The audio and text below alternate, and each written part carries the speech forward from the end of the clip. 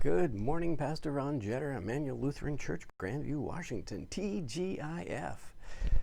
Friday the 20th of November. Wow. Well, I mentioned a couple of weeks ago I had this dream of looking out into my backyard, and the tree was pretty much empty of leaves except for the ones that were all brown. And oddly enough, it didn't happen that way. The leaves are all on the ground now. The linden tree has lost its leaves. The locust has a few yet, but they didn't turn colors. They mostly just blew off the tree and then turned brown in the yard. They don't go through those colors. I missed that. I probably mentioned that before too. I went to New England in early October many years ago. Our son was not even 2. In fact, Sue was pregnant with our daughter at the time, and just going through New Hampshire and fall colors. I love the weather reports in New England at that time of year. It's not about the temperature. It's all about where that color line is as it gradually comes south from Canada all the way down through New England as the maples are turning. I haven't been back, and Jillian is now 31, going to be 32 here, and Alex is going to be 34 this year. So it's been over 30 years since I've seen the beautiful New England fall and want to see it again. It's on my bucket list. What's on your bucket list? I know what's on my other list. It's garbage day was yesterday, so today the garbage can is empty. I can now fill it back up with leaves. Every week we have to fill that garbage can with leaves because it's still going to take through the end of the year to get rid of all the bags of leaves that we will have. We just keep piling them up, and then every week put a couple of bags in that trash can, and then Christmas garbage, of course, we'll have lots more, but we'll eventually get rid of the leaves.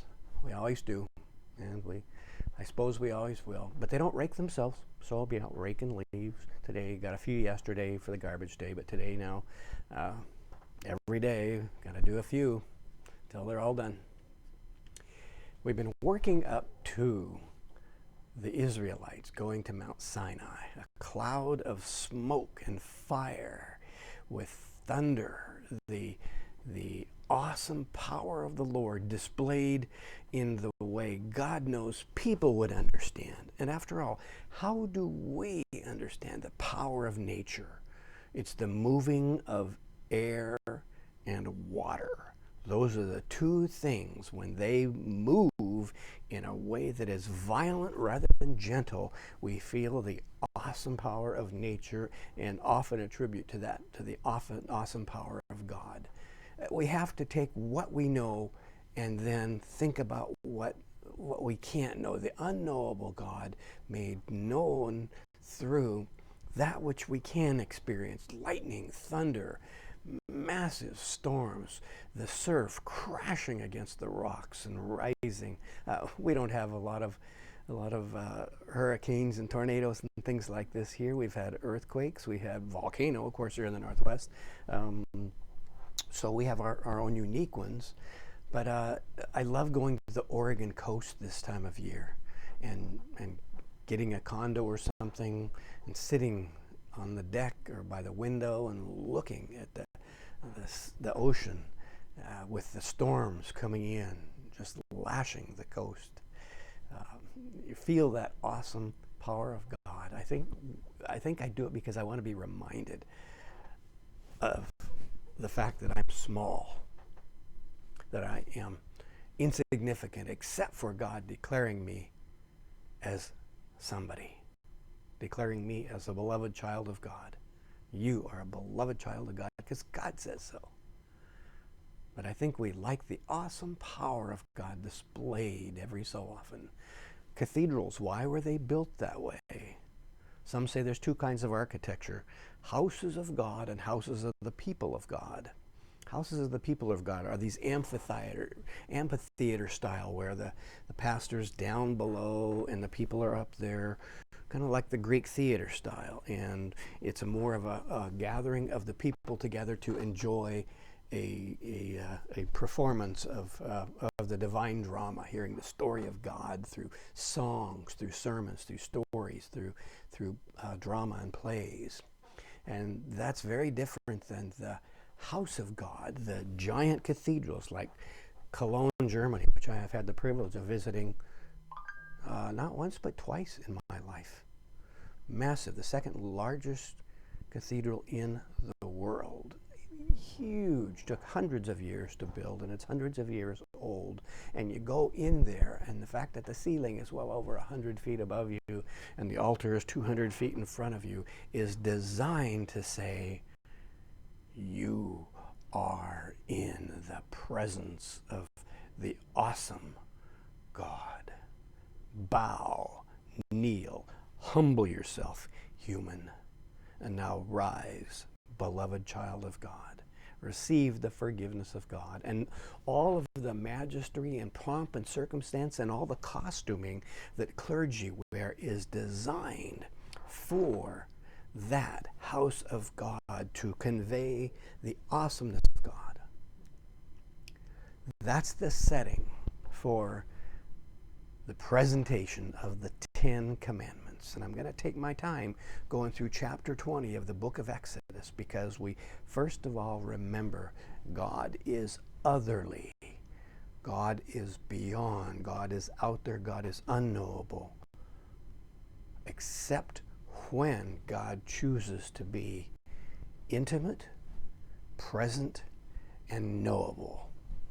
And that is true in this story. God is all three of those things.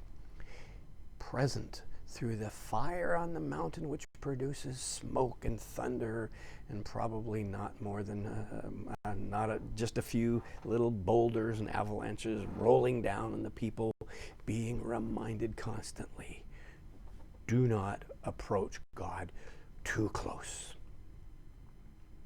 Do not. Keep your distance. Do not approach. Don't treat God like my buddy. Don't call Jesus my co-pilot. As someone once said, if Jesus is your co-pilot, the wrong person's in charge.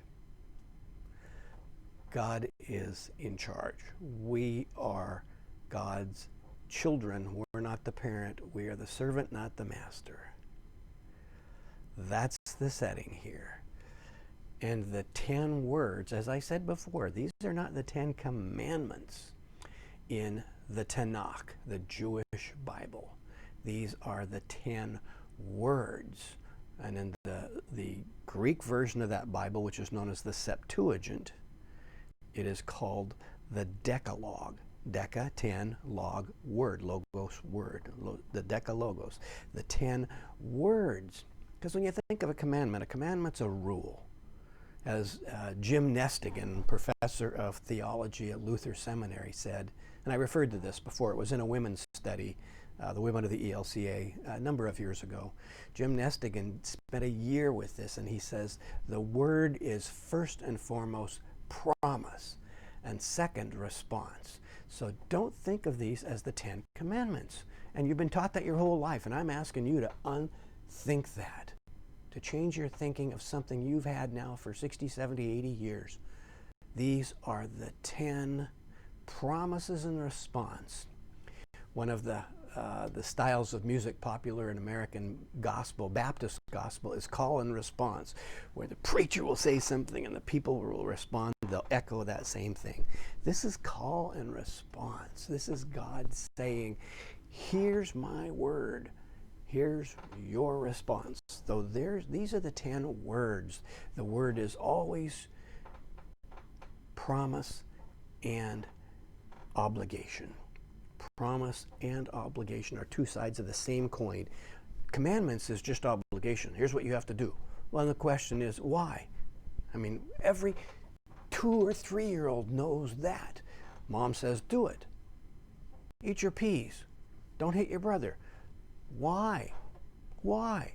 Why? And we get tired of kids. I mean, my grandkids. Why? I think they're all through the why stage now. I hope. Why? And you say, because. They can't understand a complicated answer. Well, and I think too often, maybe in Sunday school or preachers have talked about the 10 Commandments without giving the why. These begin with the why and then give us the commandment. Here's who I am. Here's what I want for you now. For you to get that, here you go. So you could say, so do you like being hurt? Do you like going hungry? No.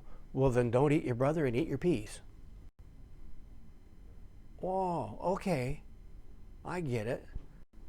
You answer the why before the why is asked. And here is the first answer before. It's like Jeopardy, right? God bless the memory of Alex Trebek, who died last week. We get the answer in the question. The answer is, I am the Lord your God who brought you out of the land of Egypt. I am the Lord your God. I'm Yahweh. That's who I am. That's who I am. Who I am. That's who you refer to me as. And I brought you out of Egypt, out of slavery. That's what I did. I am. This is who I am. This is what I did. I am who I am. I did what I did. Over and over, we'll hear that. God introducing first, and God reminding them of the history of what gods have done.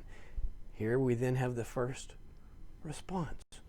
You don't need other gods. And we hear it as commandment. You shall have no other gods.